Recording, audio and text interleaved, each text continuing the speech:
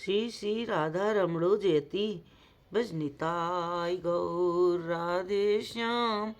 जपो हरे कृष्णा हरे राम। श्री श्रीमद राधा रमण चरणदास देव बाबा जी महाशय बड़े बाबा का जीवन चरित्र, मूल बंगला संपादक प्रकाशक श्री रामदास बाबा जी। विविध घटनाएं। कई दिन बाद जगन्नाथ देव मंदिर लौट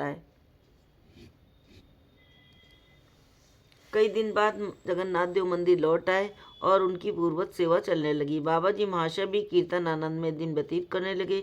एक दिन बाबा जी महाशय बलराम बाबू के घर बैठे हुए थे।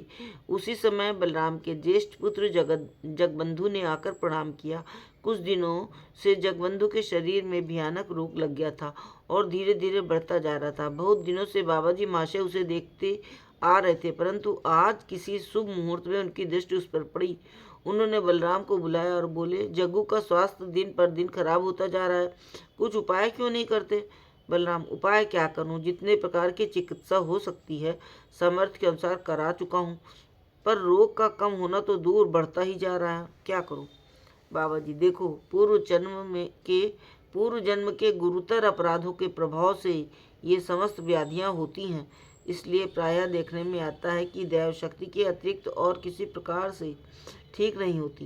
राधा कुंड में एक वैष्णव थे, उनके दाहिने हाथ की कलाई उतर गई। वो उस हाथ में झाड़ू बांध कुंड के चारों ओर सफाई किया करते थे। एक दिन कई वैष्णव बैठे इष्ट गोष्ठी कर रहे थे। उनकी दृष्टि इन वैष्णव पर पड़ी और वे कहने लगे, इनका कैसा एकांत अनुराग है, न जाने किस अपराध से ऐसी व्याधि लग गई है। हमारा विश्वास है कि एकमात्र रजरानी की कृपा होने से ठीक हो सकती है। प्रभु की इच्छा से ये बात वैष्णव बाबा जी के कान में पड़ी। उस दिन से वे सदा शरीर में रज लपेट कर रहने लगे। कभी श्री कुंड की गीली रज मल लेते और कभी शुष्क। देखते देखते बहुत थोड़े दिनों में बाबा जी का शरीर स्वस्थ और उज्जवल कांतिमय हो गया। ऐसा और भी कितनी बार देखने में आया है। बलराम, मैं स्वीकार करता हूँ कि दैवी शक्ति से बड़ी और कोई शक्ति नहीं, पर दैव एकमात्र विश्वास पर निर्भर नहीं करता है और विश्वास किसी दूसरे के हाथ की बात नहीं है। बाबा जी, ये बात ठीक है, विश्वासे पाइबे वस्तु तके बहुदूर, परंतु इसमें बहुत कुछ तुम्हारे ऊपर भी निर्भर करता है, क्योंकि वो तो बालक है। पिता माता यदि उसे विश्वास के पथ पर ले जाने की चेष्टा करें तो बहुत अनुकूलता हो सकती है। तब बलराम बाबू रोते रोते बाबा जी महाशय के चरण पकड़कर बोले, मैं स्वयं घोर अविश्वासी हूँ, उसे कैसे विश्वास दिला सकता हूँ, पर आज मैं उसे आपके चरणों में समर्पित करता हूँ। आपकी जैसी इच्छा हो करें। बाबा जी, निताई निताई, मुझे समर्पण करने में क्या होगा? निताई चांद को समर्पण करो, उनका दास है, वही रक्षा करेंगे। बलराम बाबू जगबंधु का हाथ पकड़ बाबा जी महाशय के चरणों में उसे अर्पित करते हुए अश्रुगदगद कंठ से बोले, मैं अब कुछ नहीं जानता, मैंने आपके चरणों में अर्पित किया। अब हम लोगों के साथ संबंध रखने की कोई आवश्यकता नहीं। आपके पास रहेगा, आपके आदेश के अनुसार चलेगा। आपकी इच्छा हो तो इसे भेंट भी दे सकते हैं। हमारा इस पर अब किसी प्रकार का कोई अधिकार या इसके प्रति कोई दायित्व नहीं रहा। बाबा जी, तुम अकेले ही इसके अधिकारी नहीं हो, तुम्हारी स्त्री भी क्या बात है? स्त्री की क्या बात है, जान लेना चाहिए। बलराम, मैंने उससे पूछ रखा है, आस पड़ोसियों से भी परामर्श कर रखा है। सभी का कहना है कि इसे आपके चरणों में अर्पित कर देना चाहिए। आज से मैं इसकी ओर से निश्चिंत हो गया। इतना कह जगबंधु बोले, बेटा, आज से तुम हमारे नहीं रहे। संपूर्ण रूप से बाबा जी महाशय के चरणों में आत्मसमर्पण करो, हृदय से उनके आदेश का पालन करो। तुम्हारी इस लोक और परलोक दोनों में गति होगी, जन्म जन्मांतर के अपराधों से निवृत्ति होगी और परम सुख की प्राप्ति होगी। जगबंधु ने बाबा जी महाशय के चरणों में साष्टांग दंडवत प्रणाम किया। बाबा जी महाशय बोले, अच्छा बेटा, निताई चांद के संसार में रहकर उनके आदेश का पालन करो, पिता माता को दंडवत प्रणाम करो। तुम्हारे इस स्थूल शरीर पर उनका संपूर्ण अधिकार है। उनके आदेश से धर्मपथ पर चलने का सुयोग प्राप्त हुआ है। जग्गू ने ऐसा ही किया। बलराम बाबू सरल हृदय से बोले, बेटा, निश्चिंत होकर भगवत भजन करो और जीवन धन्य करो। तुम्हारे द्वारा हम भी कृतार्थ हूँ। जग्गू पिता को प्रणाम कर माता पिता के निकट गया और उनसे विदा के लिए प्रार्थना की। माँ अश्रुगदगद कंठ से बोली, बेटा तुम्हारे शरीर की जैसी अवस्था हो रही है उसे देख माया मोहवश तुम्हें अपने पास रखने से क्या होगा। इतने दिनों से कितनी चेष्टा की पर कुछ भी फल न हुआ, इसलिए अब बाबा जी महाशय के पास रहो, उनकी कृपा से तुम्हारा मंगल होगा।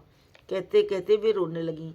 जग्गू माँ को दंडवत कर बाबा जी महाशय के पास जहाँ पीठा मत चला गया और उनके साथ रहने लगा। बाबा जी महाशय ने उसे नियम पूर्वक ठाकुर जी के सामने त्रिकाल संध्या करने, 28 बार उन्हें साष्टांग दंडवत प्रणाम करने, रज में लोटपोट होने, वैष्णव अधरामत पान करने, चरणामत सेवन करने, संध्या अनुसार आश्रम में झाड़ू लगाने, समुद्र स्नान करने और जगन्नाथ देव के मंदिर के भीतर बाहर 4 बार परिक्रमा करने का आदेश किया। जग्गू भी उसी तरह आदेश पालन करने लगा। देखते देखते जग्गू के शरीर में परिवर्तन होने लगा।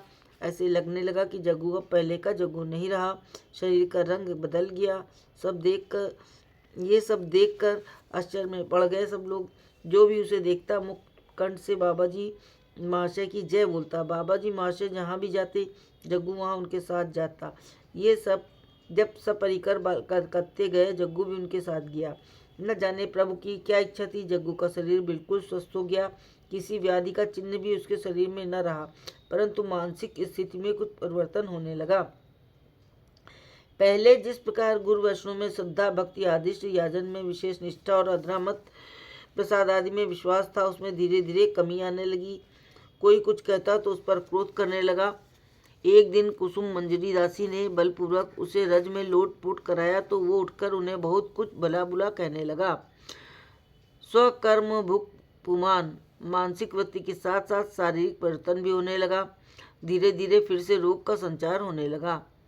जब बाबा जी महाशय अपनी मंडली के साथ राय बहादुर प्रसन्न कुमार के दक्षिणेश्वर के बगीचे में ठहरे हुए थे, उस समय एक दिन जग्गू की अवस्था देख ललिता दासी उसे बाबा जी महाशय के निकट ले गई और उनसे कातर भाव से उसके बारे में कहने लगी। बाबा जी महाशय बोले, पूर्व जन्म अर्जित गुरुतर अपराध के कारण इसे ये व्याधि हो जाती है, इसलिए लाख प्रयत्न पर भी इसके मन में भक्ति विश्वास स्थायी रूप से नहीं टिक पाता। मैं क्या करूं? ललिता, विपत्ति पड़ने पर ही तो लोग शरणापन्न होते हैं। जो भक्ति विश्वास पूर्वक याजन कर सकता है वो महत् पुरुष के आश्रय के लिए क्यों लालयित होगा। जिसके पास कुछ भी नहीं है उसका यदि उद्धार कर सके तभी तो कृपा समझी जाएगी। बाबा जी, कृपा का पाकत अर्थ तो यही है, परंतु यदि कोई जग कृपा लब्ध वस्तु की रक्षा ना कर सके तो क्या किया जाए। प्रभु प्रति मुहूर्त कृपा करते हैं। जीव यदि ग्रहण ना करे, अनुभव ना करे और नाना रूप दुष्कर्म करता रहे तो प्रभु क्या करें। एक व्यक्ति तुम्हारे ही उपकार के लिए तुम्हारे पास आता है, तुम यदि उसको ठहरने नहीं देती तब वो क्या करे। कृपा का प्राण है एकमात्र विश्वास। कृपा पात्र प्राप्त करने के लिए पहले जीव चाहे कितना अविश्वासी, भक्ति श्रद्धा विहीन और दुराचारी हो, उससे कोई क्षति नहीं, पर कृपा प्राप्त करने के बाद भी यदि वो विश्वास और श्रद्धा न करे तो कृपा निर्जीव हो जाती है। प्राणहीन वस्तु अधिक समय तक नहीं टिक सकती, इसलिए इस प्रकार के व्याधिग्रस्त लोग अधिकतर ठीक नहीं हो पाते। दो एक ही ठीक होते हैं। इस लड़के की जैसी पहले अवस्था थी, जैसा पहले याजन और गुरु वैष्णव में श्रद्धा विश्वास था, वो अब बिल्कुल नहीं रहा, इसलिए इसे इतना कष्ट है।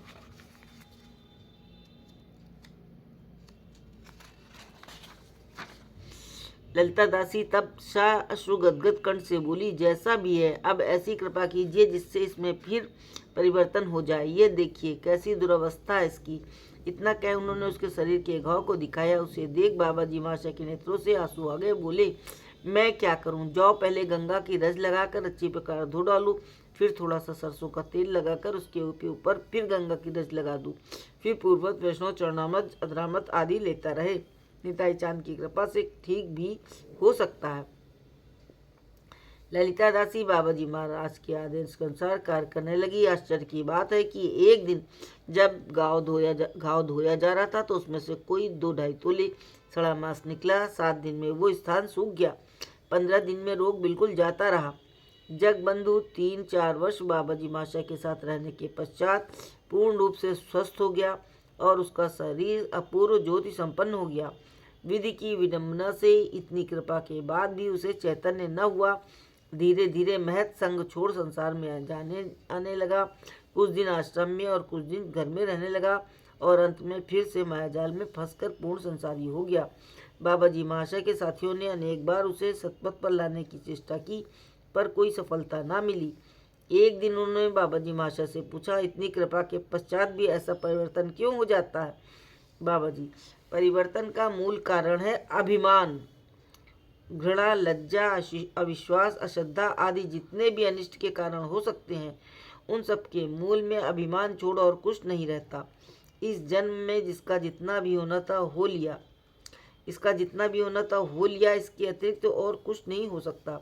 तुम चाहे जितनी चेष्टा करो, और चेष्टा करने से तुम्हारे प्रति अश्रद्धा उत्पन्न होगी। इससे अपराध संचय न हो, इसके लिए तुम्हें चेष्टा करनी चाहिए। उसकी मानसिक वृत्ति में किसी प्रकार का हस्तक्षेप करना अन्याय होगा। मन ही मन निताई चांद से प्रार्थना करो कि उसके अगले जन्म का फल अच्छा हो। जय जय श्री राधे। जय बड़े बाबा की दया करो।